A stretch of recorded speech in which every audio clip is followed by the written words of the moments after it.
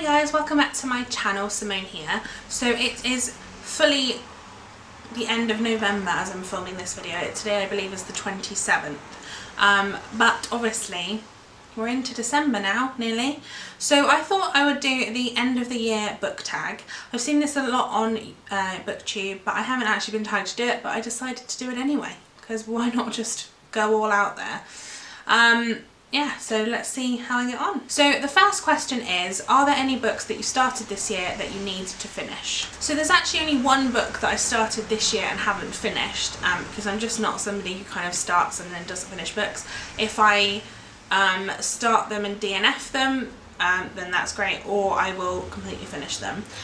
So there's only one, and that's just because I couldn't get through it, but I feel like it still has a little bit of potential, and that is The Girl with All the Gifts by M.R. Carey. Now, I'll be honest, I watched a video by Books and Lala where she was talking about this book and how she'd started it and she wasn't really sure. And because of the premise of this book, I was like, why have you started it and not finished it? Like, how could you not finish it? I don't understand. But now I understand. So this basically is about a girl named Melanie who is kept in a cell, and every day she gets sort of strapped into this wheelchair and taken to class, and we don't really know much about her. And it's about kind of what's going on. Anyway, it's a very long story, but you kind of, I don't want to spoil anything. But there's so much like science textbook in here, and like, oh, it's really not really for me, I don't think, but I feel like the storyline has so much like potential that I just don't want to give up on it yet. So this is the only book that I actually have that I have started. I read about, I think about 150 pages on holiday, and then I just decided not to continue for now because it just really wasn't for me and I just wasn't enjoying it. But I might give this another go. It's called The Most Original Thriller You'll Read This Year. That's what it says on the top. And I do agree it is an original thriller, but I also agree that that is potentially what's putting me off it a little bit, because it's not something I've ever read before and it's not something I'm necessarily enjoying very much. But I will read this and then obviously let you know in a wrap up what I thought of it. But I'm not sure if I will finish this year though. That is something I'm not sure about. Question 2 is, do you have a autumnal book that can transition into the end of the year? Now this video, I think a lot of people filmed this in kind of September time, so it was coming into autumn. Obviously now autumn has happened. I mean, I'm pretty sure it's nearly finished, it's nearly winter. So I'm going to instead change this into a wintry book that will transition into winter. And if you watched this channel before, you probably know that I'm a big fan of Debbie McComber and her writing. Now she's got some good Christmas books, and although at Christmas I don't always read books specifically that are about Christmas, I will read other books too, but sometimes it's just nice to read a good contemporary Christmassy book. So I have here A Merry Little Christmas by Debbie McComber, and I'm going to read the back because her books are really hard for me to try to explain very concisely. So it says, Beth Morehouse was expecting presents under the tree, not a basket of abandoned puppies on the doorstep of 1225 Christmas Tree Lane. Now it's a race to find them new homes before she and her daughters leave for their skiing trip. With just 3 days to Christmas, Beth needs a puppy miracle. To top off her worries, the girls have invited their dad, Beth's ex-husband, Kent, for the holidays. Clearly they have visions of a mum and dad reunion under the mistletoe, but Kent's new girlfriend might have other ideas. Across the road at 5B Poppy Lane, the Shelton women are sharing relationship stories.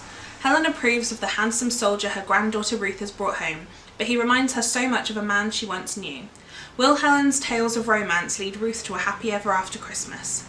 With mistletoe and festive miracles, there's nothing like a Cedar Cove Christmas.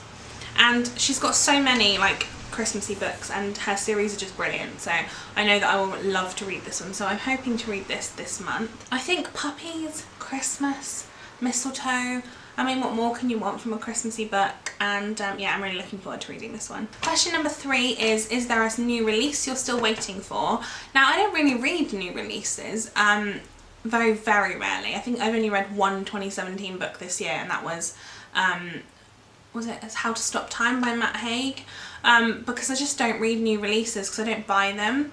However, I thought I would instead go with a release that I'm waiting for from the library, as in I've ordered it from the library and I'm still waiting for it to come. And I currently have Simon versus the Homo Sapien Agenda on order at the library. I'm waiting for it to come through, and this is such a good book from what I've heard.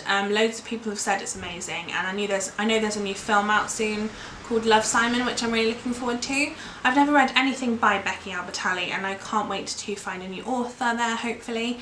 I really enjoy diverse books. I'm trying to read a bit more diversely, and if you don't know, this book follows a guy who is gay, and he is exchanging these emails with this other guy in his school that he doesn't know who it is, and then another person finds out about these emails and threatens to expose Simon because he's not out in his school. And this just sounds really interesting. I've heard it's really good representation and brilliant writing, and I feel like this is a book that I just really want to read, and it has a red cover, so it's definitely festive. Or at least that's what I'm telling myself. Question number 3 is, what are 3 books that you want to read before the end of the year? Now, I don't make TBR book videos really ever. I mean, I did kind of do like seasonal ones, but I don't do them monthly for the reason that I just don't read. I kind of have this thing where I read from my mood, I guess. Like, I will pick up a book that I fancy reading at the time and I will read it. So I'm going to say that these 3 books I'm going to mention, they are books I have on my radar for very soon, but they may not happen this month. Yeah. So the first one is a bit of a weird one for me to say I want to read it around Christmas time, because it is so kind of weird. But it's non-fiction, and I've not really read much non-fiction this year. And I have this sort of, fascination is the wrong word, interest in serial killers and kind of why they do it, and the sort of lives that they have before they decide, like, commit these crimes and things like that. So I'm hoping this one's good. But I have One of Your Own, The Life and Death of Myra Hindley by Carol Ann Lee. Now, if you don't know, Myra Hindley, along with Ian Brady, are the Moors murderers. The Moors murders. They committed the Moors murders.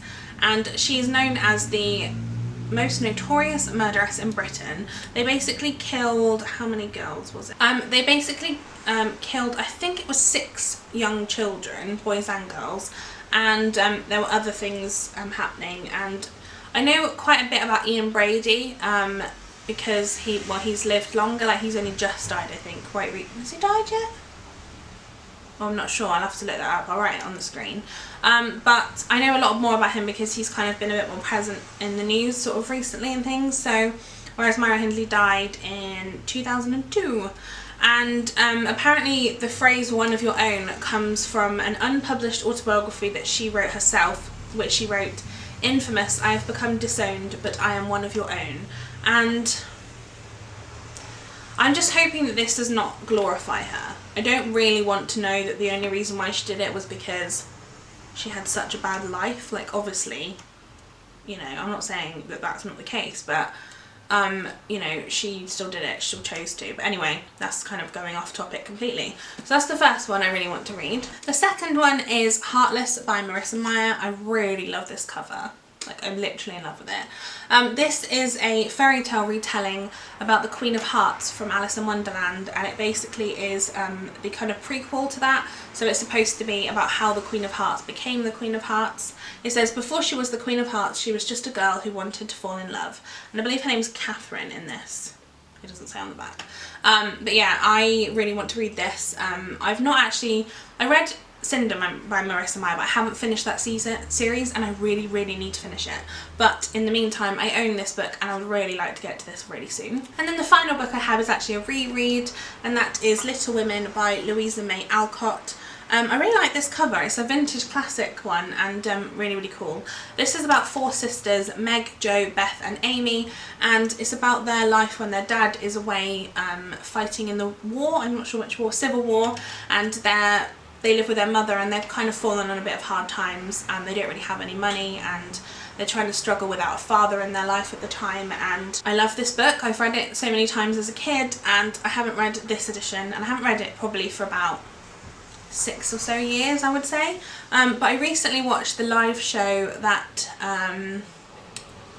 Read by Zoe did on her channel, the like ostentatious book club thing that she runs. Yeah, I've been really sort of turned back onto this because she talked about it a lot, and I obviously am very excited to read it as well. Question number 5, is there a book that could still shock you and become your favourite book of the year? Now, I don't know the answer to this because I read so many amazing books, and I never really know, because I read so many different types of books, I never know what I'm going to love and what I'm not.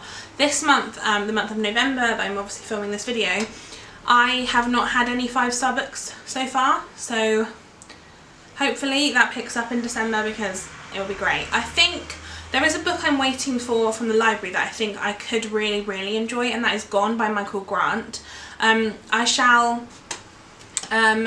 You'll probably have already seen it actually, I think it might have gone up already, but I've started a new series called Stand Up to the TBR, which basically is about me going through my Goodreads list and reading the books that I've been on there for such a long time. And one of those books was Gone by Michael Grant, which is the one I'm waiting for. And it just seems like right up my street. Like, it's a dystopian book about all the adults in the world going missing and, well, not going missing, just disappearing. And all the teenagers have to sort of figure out what to do and how to survive, and I love books like that. I really like survival type books, I like dystopians, so maybe that will become one of my favourites, and if it is, I'll be very excited because it's the first book in a 6-part series. Yeah, so I'm really excited about that one. Again, that also depends whether or not I get that in time to read it this year, but if I do, I feel like I'm going to really like it. Question number 6 is, have you already started making reading plans for 2018? And the answer to that is yes. As I just mentioned, my Stand Up to the TBR videos are going to be a big part of 2018 for me. I want to read a lot of the books that have been on my TBR for like 2 years, and I really want to start reading them. I'm going to be unhauling a lot of books because there are some books on I really want to have books on my shelf that I love and I'm very excited to read. So I'm going to be doing an unhaul video within the next few weeks. I think I mentioned that in my last video, but I'm definitely going to be doing that because I feel like that way I will have like my new bookshelves that I've got and my book nook, and I will just love every book that's on them, and I really want that to be the case. So yeah, that's my big plans for next year.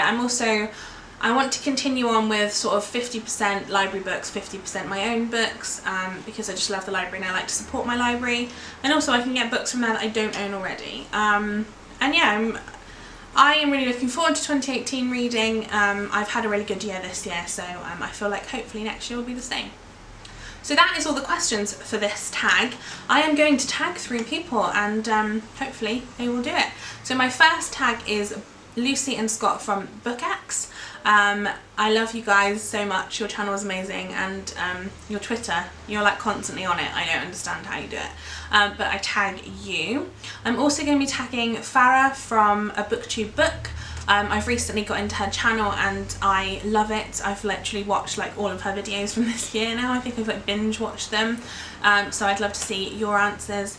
And I'm also tagging Lauren from Reads and Daydreams, again another booktuber that I'm really loving at the moment and whose channel I love to watch, so I would love to see your answers as well. So I hope that you all do it. If I haven't tagged you in this video, then I also tag you as well because I'd love everyone to do this video. Give this video a thumbs up if you enjoyed it and subscribe to my channel if you haven't already, and I shall see you in my next one. Bye guys!